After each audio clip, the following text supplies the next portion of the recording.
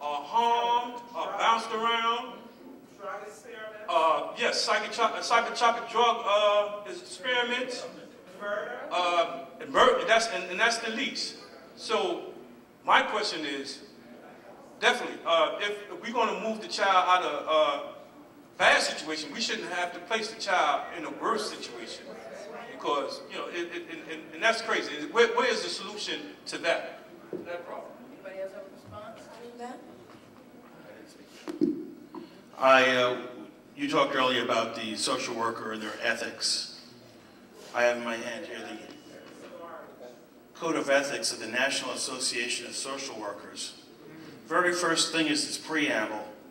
The primary mission of the social work profession is to enhance human well-being, to help meet basic human needs. Particular attention to the needs and empowerment of people who are vulnerable, who are oppressed, and living in poverty.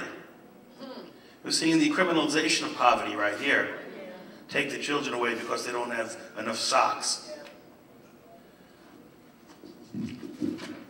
Goes on to state, social workers promote social justice and social change, and on behalf of their clients, they are sensitive to the culture and ethnic diversity, strive to end discrimination, oppression, poverty, and other forms of social injustice. That's the first paragraph. And these are the people that are coming into our houses and taking our children.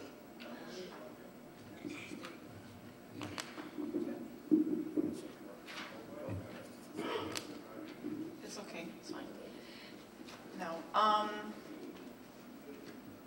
What I wanted to say was that families with the best predictor of child abuse and neglect is poverty, basically. And in families that have incomes that are less than $22,000 a year, the children are 22 times more likely to be abused or neglected than children in families with incomes over $30,000 a year. No, what I was going to say is it's an indicator of abuse. I'm not saying that those people abuse the child. It's an indicator of abuse. And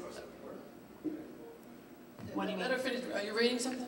Yeah. Yeah, let her finish reading, then we can respond. What I was saying, and the reason why I'm saying that is because it's really a call to the community that the more that you bring yourself up, the more that you're going to bring your community up and your family up. And so, to try to take advantage of whatever opportunities you can, try to go to college, try to get educated so that you can have, make more money and be able to support, yourself and the responsibilities that you have.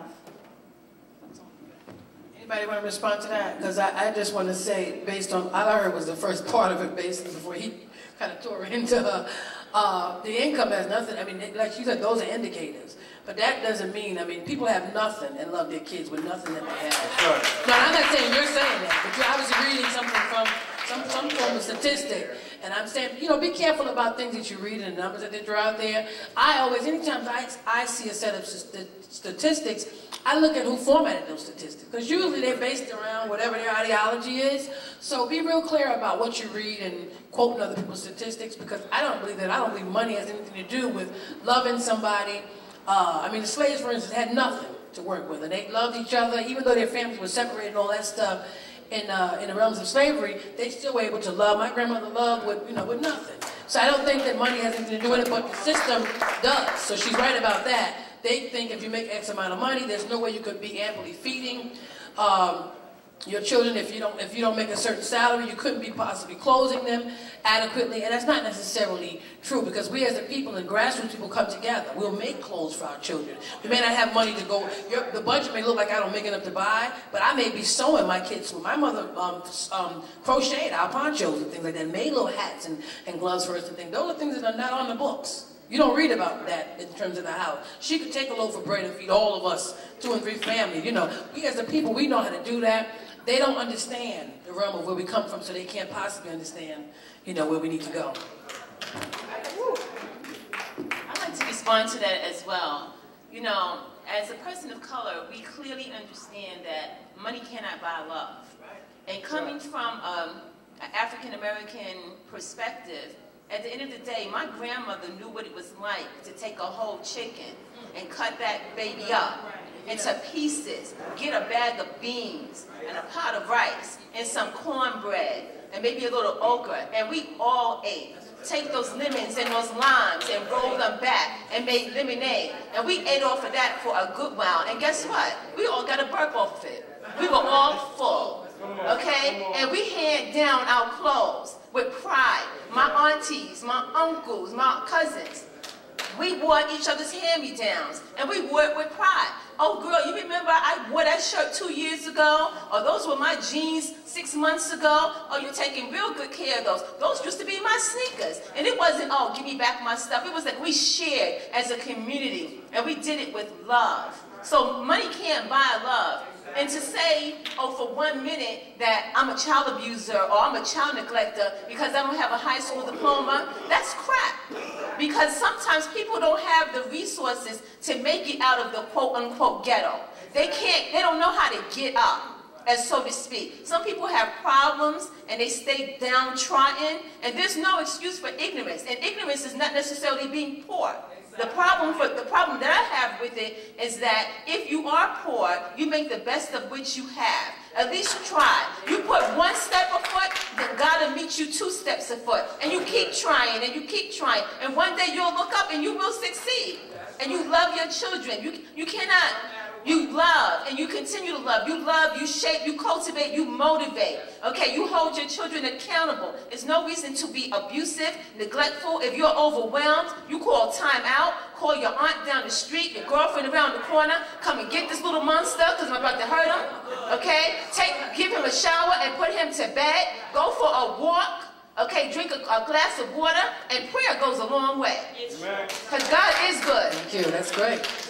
Strong positive response, yes.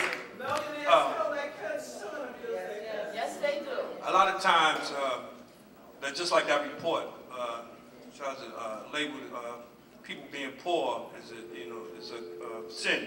The other thing I always look at, and I always tell ACS and all of them, when they say that parents cannot take care of their children, I say we could take care of our children and we took care of your children. Still, some of them was raised up on, from what we provided, what our women provided, what black women provided. So I always remind them, you always have to bring them back to let them know that we take care of our children and we took care of your children when you was lazy and didn't want to take care of them. And here's the thing. If you want to say that poverty is an indicator, and if in actuality it seems to be an indicator, then, and this is not to you, but to the system, if it seems to be an indicator, then where is the solution for poverty? See, you want to leave people where they are and then criticize them for how they do what they need to do in the moment they're in. You cannot tell me poverty is an indicator, but then you remove children, so all you're doing is creating a Band-Aid. We don't need a Band-Aid. There needs to be some healing.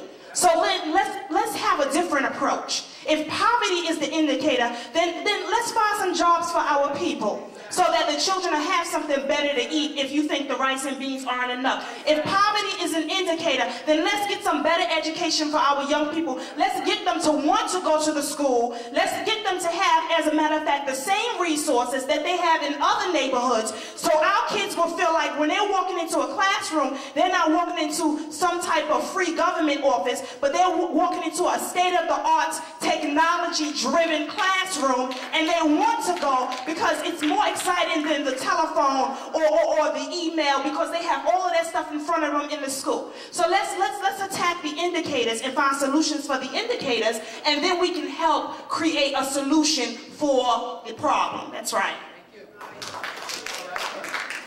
I just wanted to, where did that come from, that statistic?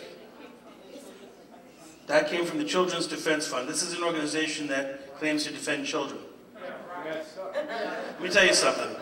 The government comes knocking on your door. Hi, I'm from the government. I'm here to help. Run. Don't walk. Run. They're coming for you. You make less than $20,000 a year. They got you in the crosshairs. They're coming for your children.